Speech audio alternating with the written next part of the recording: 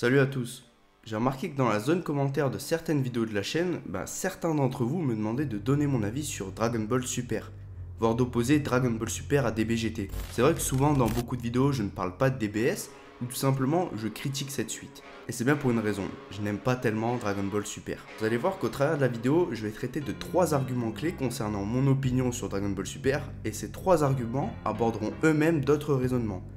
Le but est de vous donner mon avis complet sur cette série, et de répondre peut-être à plein de questions, car j'attends aussi vos retours en commentaire afin de débattre. Bien sûr, si certains aiment DBS, n'hésitez pas à dire pourquoi en commentaire et à argumenter. C'est donc parti pour mon avis sur Dragon Ball Super.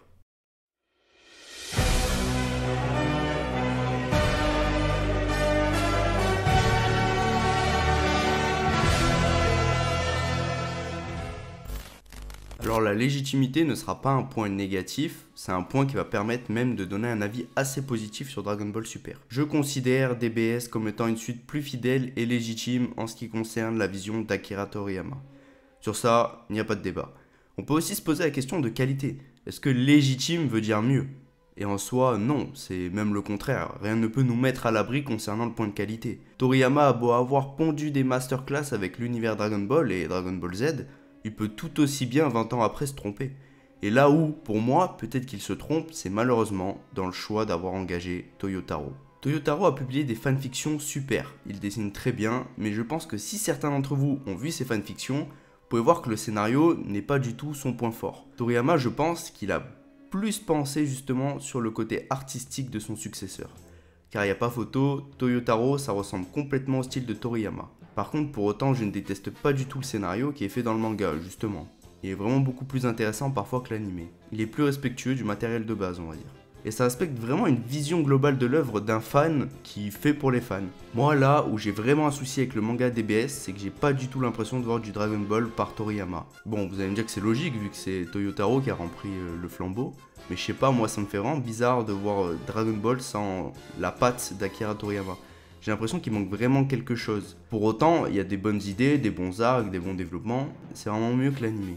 Et en ce qui concerne un autre point, ce point qui est l'opposition DBS versus DBGT, je vais tout simplement dire que DBS c'est plus légitime et respectueux de la vision de Toriyama, comme je l'avais dit précédemment, mais en même temps, DBGT a réellement cette essence Dragon Ball Z.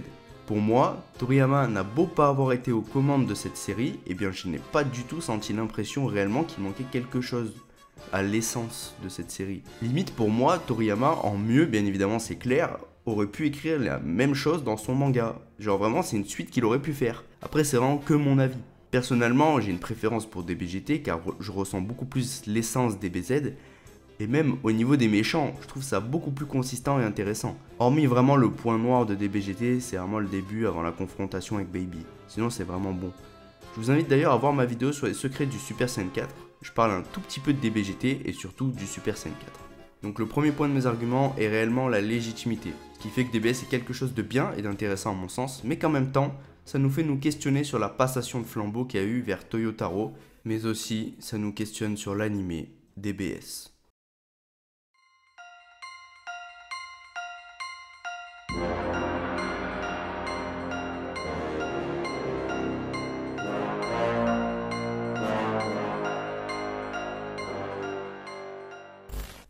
Alors ça c'est un point qui va être assez rapide car j'ai pas tant de choses à dire dessus. Je trouve que les méchants manquent de charisme ou sont des redites d'anciens arcs, ou les méchants ne sont tout simplement pas des méchants ou sont juste nuls.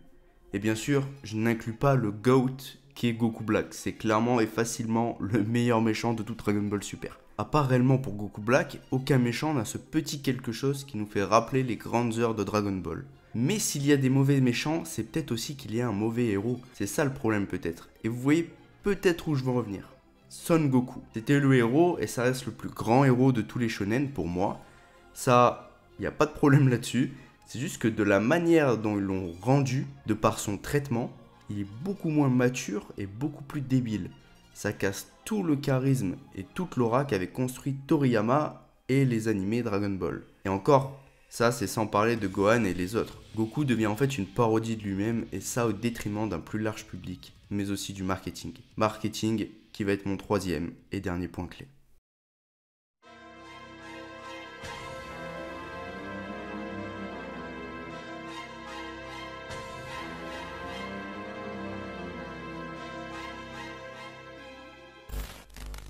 Mon souci primordial avec DBS, vous l'aurez compris, c'est le marketing. Alors attention, si c'est bien fait et que ça sert un tant soit peu le récit, dans ce cas, pourquoi pas. Mais globalement, ça dessert le récit. Car ça sort tout simplement de nulle part et c'est aussi vite oublié. Le meilleur exemple, c'est le Super Saiyan Blue Evolution de Vegeta. Le genre de transformation aussi vite sorti, aussi vite oublié. Peut-être qu'on ne la reverra même jamais dans Dragon Ball, mais bon, c'est pas grave, tant que la Toei peut vendre des figurines. D'ailleurs, on parle de Vegeta, mais vous ne trouvez pas ça bizarre que Vegeta ait obtenu le Super Saiyan divin sans rituel? Normalement, il faut obligatoirement le rituel pour insuffler l'énergie divine dans le corps du Saiyan concerné. Mais non, apparemment, si tu t'entraînes, tu deviens un dieu et ton ki devient imperceptible. Perso, ça m'a toujours dérangé cette histoire de Super Saiyan divin de Vegeta. Enfin, le tir sera corrigé plus tard avec l'Ultra Ego, disons. Je dis corrigé car c'est plus intelligent cette fois-ci. Vegeta emprunte une voix différente de celle de Goku, une voix beaucoup plus personnelle et qui lui ressemble. Après attention, tout n'est pas noir. Il faut dire que certaines transformations sont intéressantes, telles que l'Ultra Instinct, voire même très récemment, je trouve que la transformation qu'ils ont donnée à Piccolo, c'était plutôt sympa et ça permet de rehausser un peu le personnage. Mais en même temps, les volontés marketing se font carrément ressentir. Tout est prétexte pour vendre des produits dérivés. Je vous invite d'ailleurs à voir ma vidéo sur Broly de DBS, j'évoque déjà un peu les problèmes liés au marketing de la Toei et surtout concernant Broly de Dragon Ball Super. Là je vous ai parlé de marketing, de Broly, donc je pouvais absolument pas passer à côté de cette occasion de vous parler des pires personnages de Dragon Ball Super. Ou même des pires personnages de Dragon Ball tout court, c'est dans le top. Kale ou Kale, ce personnage vraiment il sert à rien. Pareil pour Caulifla. De toute façon, les Saiyans de l'univers 6 c'est vraiment des Saiyans qui ne servent à rien. Ils sont nuls, ils ont pas de charisme et les chara-designs sont moches. Surtout les Saiyans femmes de l'univers 6. Kale et Kale, je sais plus, et Caulifla sont insupportables. Voilà, c'est dit. Et Kefla, c'est la pire fusion de tous les temps. Voilà. C'est une fusion nulle. Voilà, c'est nul. Voilà. Je peux vous dire que ça fait vraiment plaisir d'avoir vu Son Goku qui leur balance un Kamehameha pleine face, ou encore voir Gohan dans le manga qui les élimine complètement. Bref, si je parle d'elle, c'est que c'est des persos que je déteste, tout simplement, et qu'ensuite ça permet aussi de voir qu'avec ce genre de perso, c'est vraiment le marketing qui est mis en avant, quoi. Ce qui est du coup pour moi le plus gros problème de Dragon Ball Super. Voilà, c'était tout pour cette vidéo, j'espère que ça vous a diverti, j'attends vos avis en commentaire et qu'on essaie de débattre afin de savoir si vraiment Dragon Ball Super c'est plus nul que bien ou plus bien que nul. Tenez aussi à vous remercier beaucoup pour tout le soutien que vous apportez et surtout l'accueil que vous avez réservé à la vidéo sur les débats inutiles. Ça fait vraiment extrêmement plaisir les gars, je vous remercierai jamais assez. Si la vidéo t'a plu, tu peux soutenir la chaîne en t'abonnant juste ici ou tu peux voir une vidéo de la chaîne juste là. Sur ce, on se retrouve la semaine prochaine pour une nouvelle vidéo sur Dragon Ball. Ciao tout le monde.